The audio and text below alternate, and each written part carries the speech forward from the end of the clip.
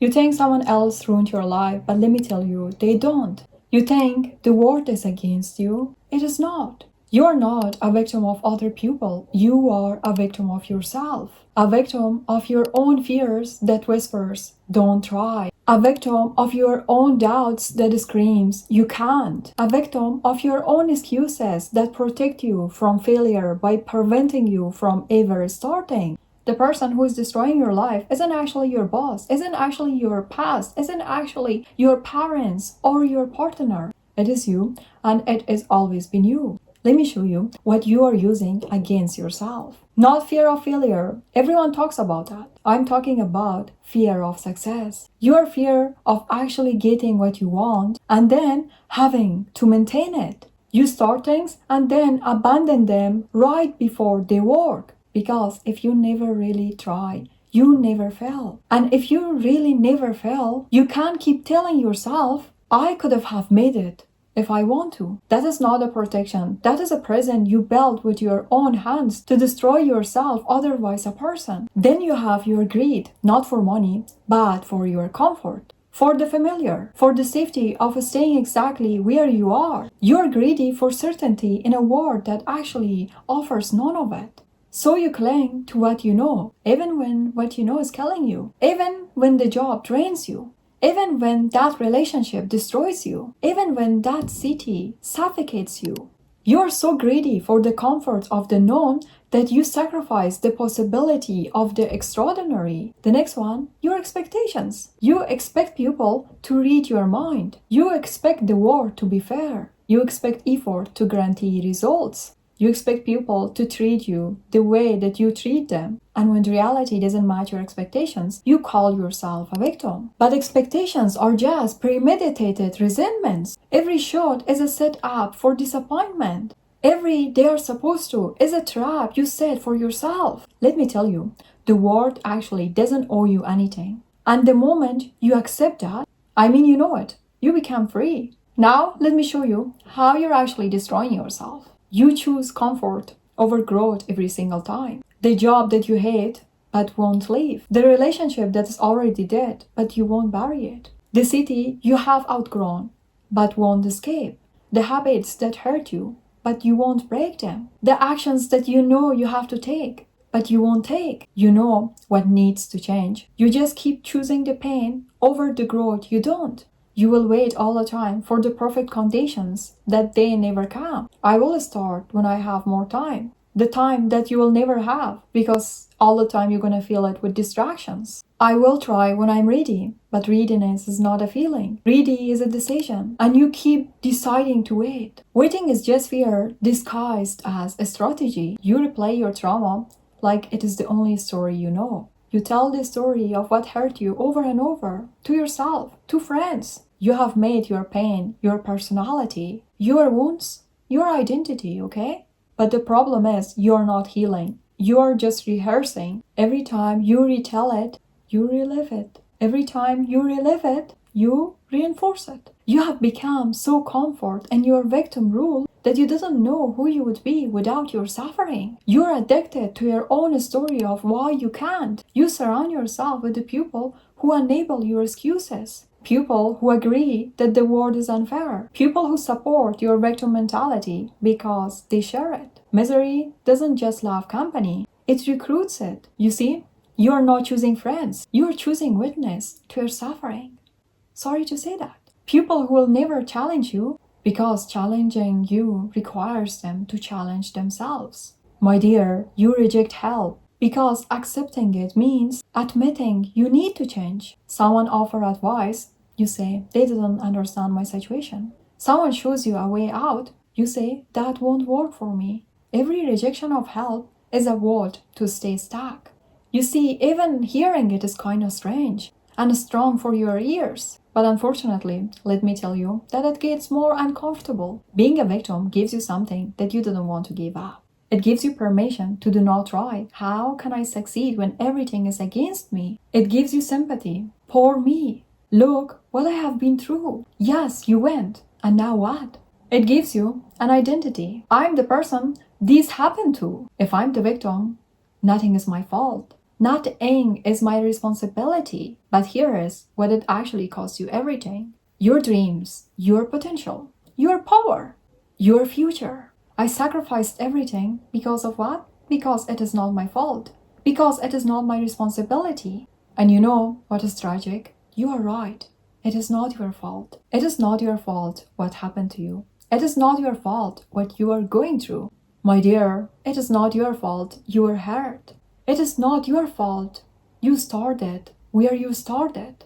It wasn't, and it would never be. But let me tell you, it is your fault if you stay there. It is your fault if you use your past as an excuse for your present. It is your fault to let what happens to you to defines you. It is your fault if you cry your whole life for it. It is your fault if you be sad your whole life for it. What happened to you is not your fault, but what you do with it, it is your choice. And right now you're choosing to stay a victim. Not because you have to, but because it is easier than becoming the hero of your own story. Let me tell you what you are really addicted to. You're addicted to the safety of limitation. As long as you're limited, you can fail. As long as you're stuck, you don't have to take risk. As long as you're the victim, you didn't have to be responsible. You made peace with suffering because suffering doesn't require change. You're addicted to being understood more than being successful. You rather have people sympathize with your struggle than witness your success. Because sympathy is easy. It is available. It is all the time for you whenever you want. But you being changed, it is hard. It means leaving people behind. It means letting go of everything that is not serving you anymore. And that means you're addicted more to the story than the solution. You spend hours analyzing what is wrong, but you're forgetting the fact that life is unfair. And it never be fair. You know what is going to destroy you. Nobody's coming to save you. Not your friends, not your boss, not your parents, not God himself. And the moment you accept that, everything changes. Stop waiting for someone to validate your pain. Start validating your own power. The world will never apologize for what it did to you. That person who hurt you, they are probably not thinking about you. They moved on. They're living their life while you are still stuck in the moment that they destroyed you. Your revenge is not making them to feel bad. Your revenge is to build something so good that they can be irrelevant. Your healing, it is actually not their responsibility. It is yours. Time doesn't heal anything. You do. People says time heal all of the wounds, but it is a lie. Time just passes. You either heal during that time or you don't. Healing requires work. Healing requires comforting what hurt you. Healing requires you to let go of the story that you're telling. Time won't do that for you. Only you can do. You will lose years of your life to just wait for the things to get easier, because that thing never happened. Life doesn't get easier. You just get stronger. Problems didn't get smaller. Your capacity to handle them gets bigger. Stop waiting for the struggle to end, because it never does. And instead, start becoming someone who is capable of enduring it. Do you know how to stop being your own victim? The first step is to start blaming and start owning. Everything that happens from this moment is actually your responsibility. Not your fault, but it is your responsibility. You can't control what happens to you, but you can control what you can do about it. You know, blame gives you a story, but ownership gives you a life. Step 2, stop explaining and start doing. You didn't need to convince anyone why you deserve success. You didn't need to justify your dreams to anyone. You didn't have to explain your choices. You didn't need to show that you are worthy. Stop talking about what you are going to do. Step 3 is to stop collecting trauma. You have enough stories about what hurt you. Now go and create stories about what you overcome, about what you built, about who you become. Your past, it is not your story, but your transformation is. Step 4, stop seeking comfort and start seeking growth. Comfort is the enemy of greatness. Every time you choose comfort, you choose to stay the same. Growth is uncomfortable. Change is painful. Get comfortable being uncomfortable, or stay comfortable being stuck. And the last step is to stop waiting for permission and give yourself permission. You didn't need anyone else's blessing to pursue your dreams. You didn't need anyone's argument to become who you are meant to be. The only permission you need is the permission you give to yourself. Let me remind you, you like being the victim, not consciously, but subconsciously, because it serves you, because it protects you, it excuses you, it gets you sympathy without requiring you to change. And until you admit that, you all the time stay stuck. You're comfortable in your suffering, but you suffer so long that now it feels like home. Peace feels foreign.